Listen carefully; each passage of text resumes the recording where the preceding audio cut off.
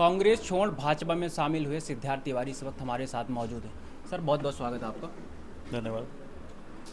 50 वर्षों की विरासत, एक टिकट की उस पर आपने समर्पित कर बहुत मैं आपकी इस बात से सहमत नहीं हूँ।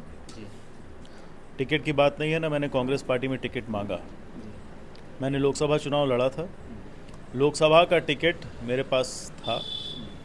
इतना ही नहीं, जब मैं न्याय की बात करता था, युवाओं की बात करता था, किसानों की बात करता था, तो वहाँ से सिर्फ प्रलोभन आते थे कि ये सब बात छोड़ो, तुमको क्या चाहिए वो बताओ।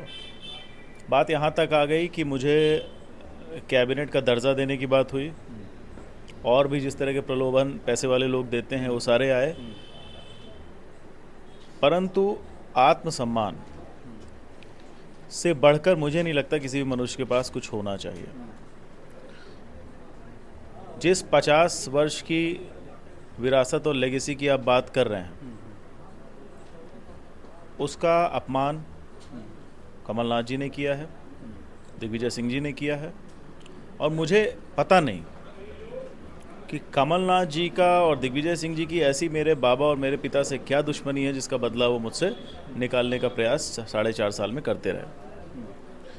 हद तो तब हो गई जब मैंने 17 सितंबर का अपने परम पूजनीय बाबा जी की जयंती त्योंथर में मनाई।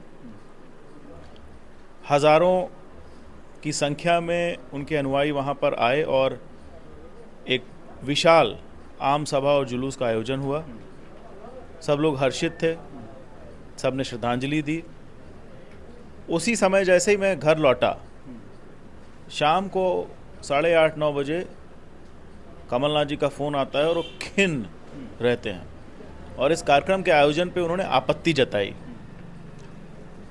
तो मैंने उनको बताया कि कमलनाथ जी, हर चीज़ राजनीति नहीं होती, कुछ आस्था भी होती है, लेकिन आप शायद बड़े बिजनेसमैन हैं तो आपको हर चीज़ नफ़े नुकसान से समझ में आता है।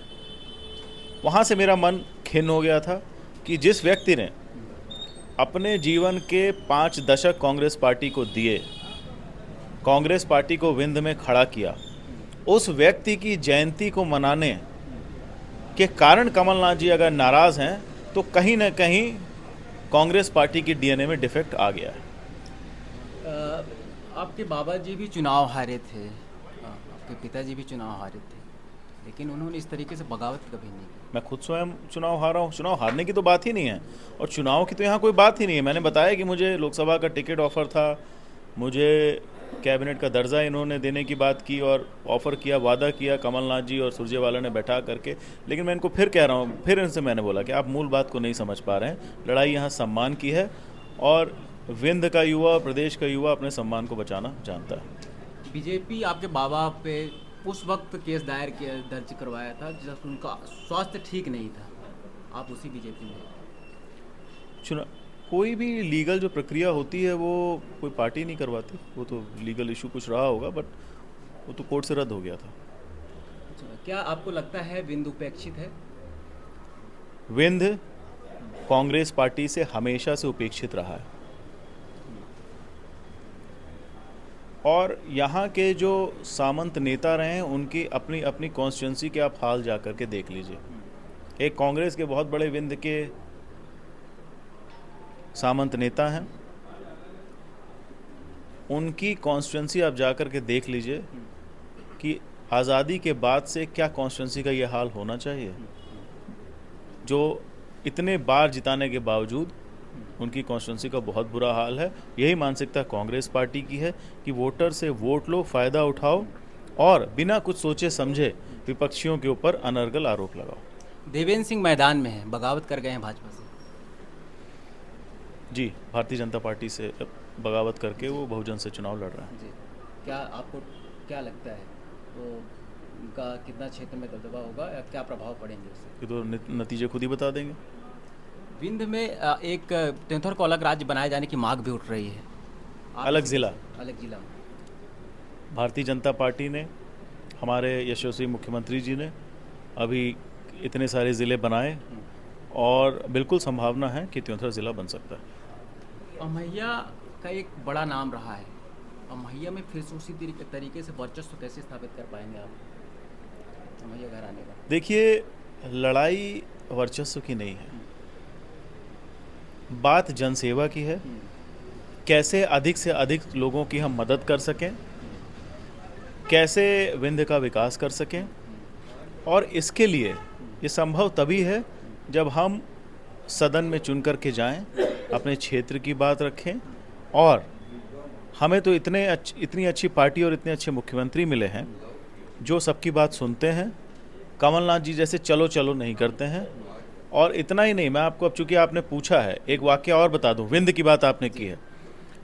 कमलनाथ जी को मुख्यमंत्री पद से नवाज दिया था कांग्रेस पार्टी ने। सब मुबारकबाद देने गए थे, मैं भी उनमें से एक था, मैं भी गया था। वहाँ पर मैंने ये देखा जिस तरह से हमारे विंध्य के कद्दावर आदिवासी नेता बिसाहू लाल जी की बेइज्जती हुई थी, और वो अपने सम्मान को बचाते हुए दुखी होकर जिस तरह से वहाँ से निकले थे, वहीं पे मैं समझ गया था कि इस पार्टी का कुछ नहीं हो सकता। और वहीं पे मुझे समझ में आ गया था सरकार का कुछ नहीं हो सकता, क्योंकि इतने बड़े नेता को, क्योंकि वो एक ऐसे समाज से, आदिवासी समाज से आता है, वो कि कोई सामंत नहीं है, वो कोई दलाल नहीं है, इस कारण से कमलनाथ जी ने उसकी बेइज्जती की। और अंतोगत्वा वही हुआ, पहला व्यक्ति जो आत्मसम्मान को बचा करके उनसे दूर गया वो बिसाहू लाल जी थे। मेरा एक और सवाल रहेगा, इन दिनों एक वीडियो खूब वायरल हो रहा है, आपके पिताजी का वीडियो वायरल हो रहा है, उसमें उन्होंने शिवराज सिंह चौहान की वेश्या से तुलना कर दी थी, क्या कहेंगे आप? उस वीडियो में वो सफाई दे रहे हैं कि मीडिया उसको तोड़ मरोड़ के बोल रहा था, और उनका कहने का क्या मतलब था। आखिरी सवाल रहेगा, त्योंथर के लिए आपकी क्या प्राथमिकताएं होंगी? मेरा सपना है कि त्योंथर विंध्य का सबसे विकसित क्षेत्र बने। रोजगार के लिए? रोजगार, सड़क, स्वास्थ्य, ये सबसे बड़ी प्राथमिकताएं मेरी रहेंगी। तो ये थे हमारे साथ हाल में ही कांग्रेस से बगावत कर भाजपा में शामिल हुए सिद्धार्थ तिवारी। उन्होंने बेबाकी के साथ अपनी बात रखी है। उन्होंने उन तमाम आरोपों को खारिज किया है जो अभी तक सोशल मीडिया या तमाम जगह प्रचारित हो रही थी। विपिन तिवारी, रीवा।